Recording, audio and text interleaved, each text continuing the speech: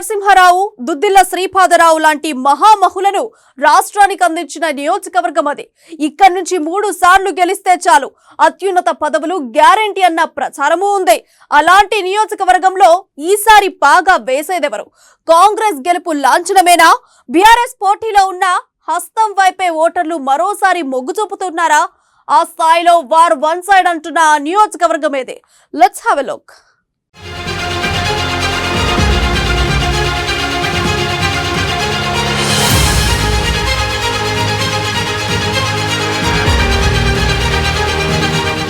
ప్రస్తుతం నేను మంతని అసెంబ్లీ నియోజకవర్గ పరిధిలో ఉన్నాను. మంతని అసెంబ్లీ నియోజకవర్గం నుండి ప్రధాన పార్టీల నుండి బరిలో నిలిచే అభ్యర్థులు ఎవరు, ఆశావాహులు ఎవరు, ఏ పార్టీ నుండి ఎవరు టికెట్ ఆశిస్తున్నారు, బరిలో నిలిచేది ఎవరు, నిలిచి గెలిచేది ఎవరు తెలుసుకునే ప్రయత్నం చేద్దాం. మంతని నియోజకవర్గం పెద్దపల్లి జిల్లా పరిధిలోకి వస్తుంది. మంతని నియోజకవర్గంలో అన్ని వర్గాల ఓటర్లు ఉన్నారు. అయినప్పటికీ ఈ నియోజకవర్గ చరిత్రను విశ్లేషిస్తే బ్రాహ్మణ సామాజిక వర్గానికి సంబంధించిన ఎమ్మెల్యేలే ఎక్కువ సార్లు గెలవడం విశేషం. పివి నరసింహారావు, దుద్దిల్ల శ్రీపాదరావు, దుద్దిల్ల శ్రీధర్ బాబు లాంటి హేమీలను రాష్ట్రానికి అందించిన ఘనత మంతనిదే. పివి నరసింహారావు ఇక్కడి నుంచి రాజకీయ ఓలమాలు నేర్చుకుని దేశ ప్రధాని స్థాయికి ఎదిగారు. మంతని నుంచి పివి నరసింహారావు 4 సార్లు గెలవగా దుద్దిల్ల శ్రీపాదరావు 3 సార్లు విజయం సాధించారు. ఇక శ్రీపాదరావు కుమారుడు శ్రీధర్ బాబు కూడా 4 సార్లు ఇక్కడి నుంచి విజయ ఢంకాను మోగించారు. ప్రస్తుతం సిట్టింగ్ ఎమ్మెల్యేగా ఉన్నారు.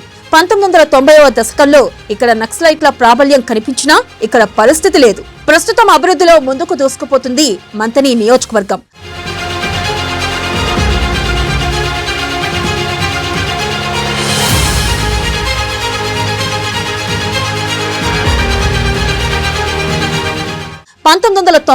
నుంచి ఇప్పటి వరకు జరిగిన 5 ఎన్నికల్లో 4 సార్లు శ్రీధర్ బాబే గెలిచారు. అంతలా ఆయనకు నియోజకవర్గంలో గట్టి పట్టుంది.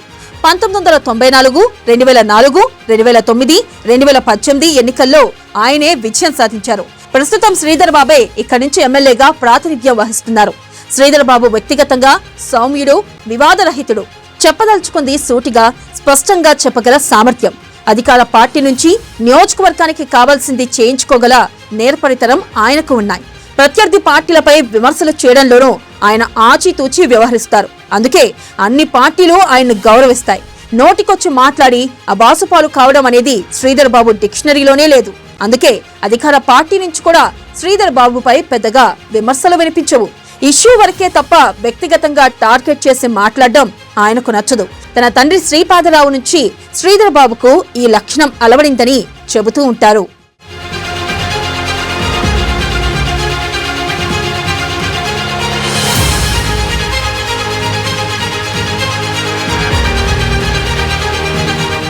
ఇక మంతని నియోజకవర్గం నుంచి 5 సార్లు పోటీ చేసి 4 సార్లు గెలిచిన శ్రీధర్ బాబు మరొకసారి ఎక్కడి నుంచి కాంగ్రెస్ తరపున పోటీ చేసేందుకు సిద్ధంగా ఉన్నారు. ఆయనకు కాంగ్రెస్ టికెట్ రావడం లాంఛనమే. ఈ నేపథ్యంలో ఆయన బలాబలాలను ఓసారి విశ్లేషిస్తే ప్రస్తుతం నియోజకవర్గాల్లో ఆయనకు ఎదురు లేదనే మాట వినిపిస్తుంది. జనంలో ఆయనకు చాలా పాజిటివ్ ఇమేజ్ ఉంది. అధికార పార్టీ బీఆర్ఎస్ కూడా ఆయనకు తగిన పోటీ ఇచ్చే పరిస్థితి లేదంటే ఆయన ఎంత బలీయమైన రాజకీయ శక్తిగా ఎదిగారో అర్థమవుతుంది. 5 ఏళ్లుగా విపక్షంలో ఉన్న ఆయన మాత్రం వ్యక్తిగతంగా అభివృద్ధి ఆగకుండా అన్ని చర్యలు తీసుకున్నారు. ప్రభుత్వం తరపు నుంచి ఎలాంటి బ్రేక్ లేకుండా అభివృద్ధి, సంక్షేమ కార్యక్రమాలు అందేలా చొరవ చూపారు. అంతేకాదు పనుల కోసం అవసరమైతే మంత్రి కేటీఆర్ తోనే నేరుగా మాట్లాడే నేర్పరితరం ఆయనకు ఉండడం విశేషం. అందుకే ప్రత్యర్థి పార్టీకి చెందిన ఎమ్మెల్యే అయినా మంత్రులెవరూ ఆయన విషయంలో వివక్ష చూపే పరిస్థితి లేదు. అంతలా ఆయనకు నియోజకవర్గంలోనూ జిల్లాలోనూ మంచి పేరుంది.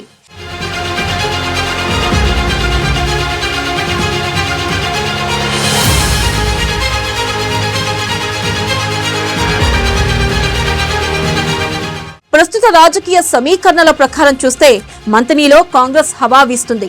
అసలే కాంగ్రెస్ పార్టీ రాష్ట్ర వ్యాప్తంగా జోరు పెంచింది. దీంతో మంతనిలో శ్రీధర్ బాబు బలం రెండింతలైంది. పార్టీ ఇమేజ్ కి తోడు వ్యక్తిగతంగా తన బలం తోడు కావడంతో శ్రీధర్ బాబు ప్రస్తుతం ఎదురులేని నాయకుడుగా ఉన్నారు. ఆ స్థాయిలో శ్రీధర్ బాబు దూసుకుపోతున్నారు.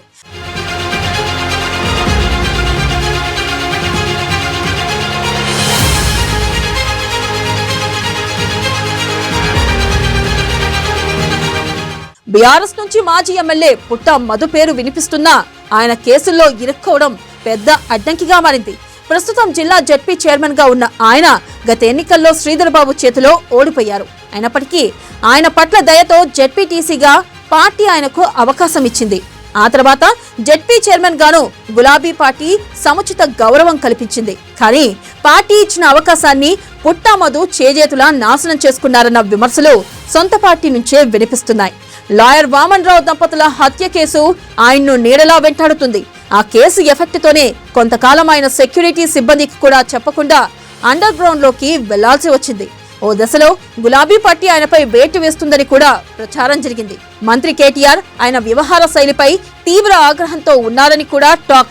ఓవైపు కేసులు, మరోవైపు అవినీతి ఆరోపణలు ఆయనకు మైనస్ గా మారాయి. ప్రస్తుతానికి ఆయన బీఆర్ఎస్ లోనే ఉన్నా ఆయనకే టికెట్ వస్తుందని మాత్రం చెప్పలేం. ఒకవేళ వేరే వాళ్ళకి ఇచ్చినా జనంలోకి వెళ్లి శ్రీధర్ బాబుకు ధీటుగా ఓట్లను తెచ్చుకోవడం కష్టమే. కాబట్టి పుట్టా మధుకు గులాబీ టికెట్ వచ్చినా లేక ఇతరులకు బీఆర్ఎస్ అవకాశం ఇచ్చినా శ్రీధర్ బాబును నిలవరించేంత సీన్ పుట్టా మధుకు లేదన్న మాట గులాబీ శ్రేణుల నుంచే వినిపిస్తోంది.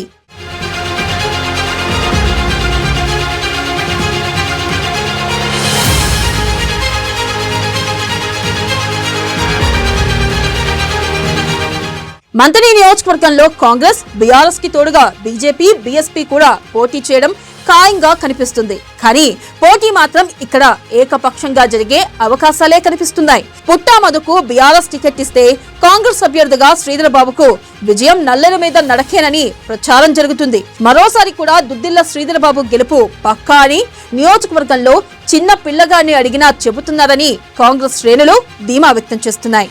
ఆ స్థాయిలో ఆయనకు వార్ వన్ సైడ్ గా మారింది. అందుకే ప్రత్యర్థి ఎవరైనా శ్రీధర్ బాబు గెలవడం లాంఛనమేనని విశ్లేషకులు కూడా కుండ బద్దలు కొడుతున్నారు.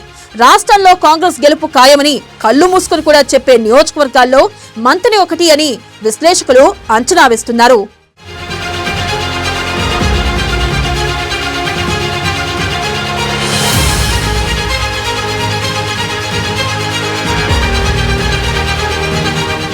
దశాబ్ద కాలంగా మంథని చరిత్రలో ప్రధానంగా రెండు పార్టీల మధ్య పోరు నెలకొంది. కాకపోతే అందుకు భిన్నంగా ఈసారి మాత్రం మంథని అసెంబ్లీ నియోజకవర్గంలో త్రిముఖ పోరు అయితే నెలకొననుంది. కెమెరా పర్సన్ అరుణ్తో శ్రీకాంత్, అమ్మా న్యూస్, మంథని నియోజకవర్గం నుండి.